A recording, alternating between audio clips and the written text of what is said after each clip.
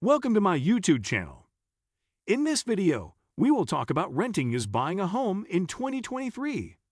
Millions of Britons are living in areas where they are either unable to afford a mid-priced property, face a disproportionately high rent, or both, a Guardian analysis reveals.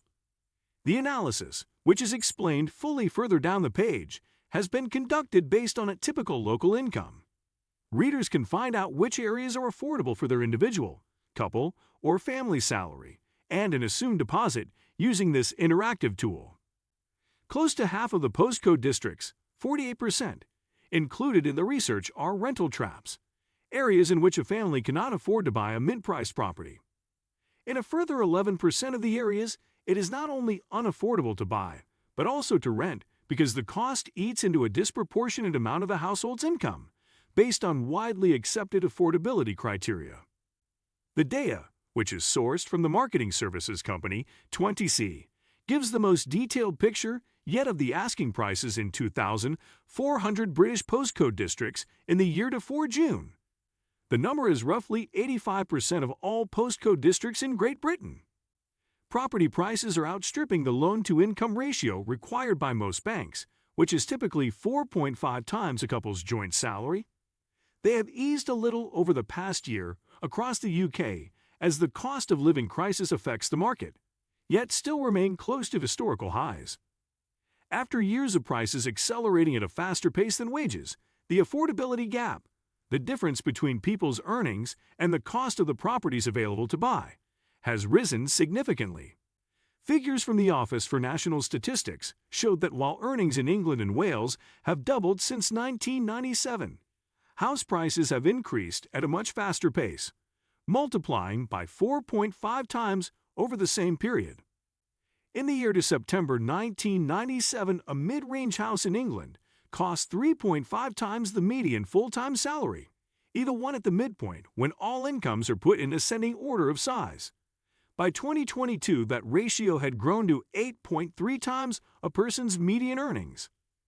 While the Guardian's analysis assumes a prospective buyer has a 10% deposit, saving for one is often a huge barrier for first-time buyers, because rents eat up an increasing proportion of people's wages, and because of inflationary pressures on food and energy prices. Rising rents and property prices have meant more people are forced to rent for longer, with the average age of a first-time buyer increasing over time. It stood at 34 in England in 2021 to 22. Given many people have started a family before this age, first-time buyers are often seeking 2- or 3-bedroom properties. The analysis casts light on just how inaccessible a housing market can be in certain parts of the country, especially London. A couple earning the median local wage are stretched beyond their means if they wish to rent or buy in 63% of the capital's postal districts. A further 36% of areas are affordable for the same couple to rent, but they will use up at least 20% of their combined wages in doing so. This leaves just 1% of districts, in pockets of Bexley, Bromley, and Greenwich, where a couple can afford to either rent or buy a mid-range property. The problem is not confined to the capital. Most districts in the east, southeast, and southwest of England are deemed unaffordable for local couples to buy or rent. In Bristol, the figure is close to a quarter, while in some larger towns, such as Oxford, all are out of reach. By contrast, 92% of Scottish postcode districts for which data is available were affordable for typical local couples to either rent or buy based on asking prices, closely followed by the northeast of England at 88%. The analysis is based on the median value of all properties on the market to rent or buy in the 12 months to 4 June 2023. While this data provides the most accurate and up-to-date picture of asking prices in the housing market, an area's median price can be affected by the size of the properties on the market during this period. The analysis excludes areas that have either a very low number of properties to rent or sale, which has led to the exclusion of some postal districts, marked in white on the interactive, especially in rural and remote areas. David Hollingworth, a mortgage expert with the brokers L&C, said the analysis highlighted the housing market's huge barriers to entry.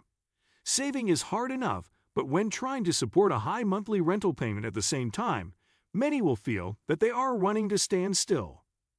First-time buyers will often feel frustrated that they are paying a rent that is bigger than a potential mortgage payment, but find it hard to meet the affordability requirements. Higher interest rates will only make home ownership harder and is also likely to exert upward pressure on rents as well. Francesca Albanese, the acting director of policy and external affairs at the Charity Crisis, said the housing market is barely a market anymore. It's a rat race. With the constant focus on seeing house prices increase, we have ignored what this research so clearly shows, that more people are being priced out of the market altogether. Huge swaths of Great Britain are now completely out of reach for the average family, particularly first-time buyers. House prices and rents have shot up while wages have remained stagnant, leaving countless families having to watch their dreams of owning a home go up in smoke. Colin Bradshaw, the chief executive of 20SA, said the low supply of affordable new builds for first-time buyers was exacerbating the issue. For those trying to make the leap from the rental sector to owner-occupied, the persistence of high inflation leading to higher interest rates and consequently more costly mortgages amplifies the gap. A government spokesperson said, "Supporting aspiring homeowners is a government priority." Since 2010, over 837,000 households have been helped to purchase a home through government-backed schemes, including Help to Buy and Right to Buy. We have extended the Mortgage Guarantee Scheme a year further to December 2023. This has already helped over 35,000 households with 5% deposits, and we are progressing the Leveling Up and Regeneration Bill to speed up the planning system, cutting unnecessary delays so we can build more homes.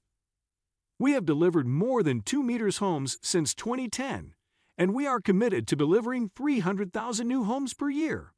This is why we are investing £11.5 to build the affordable quality homes this country needs. Methodology: the rental and property purchase prices are sourced, deduplicated, and verified by 20City. The map file is sourced from Edinburgh Data Share. Sales are defined as the asking prices for properties listed as for sale, sold, or subject to a contract between 5 June 2022 and 4 June 2023. Rentals are defined as the asking prices for rents in the same period, including those where a let has been agreed. Make sure to watch the full video. Let me know in the comments section below.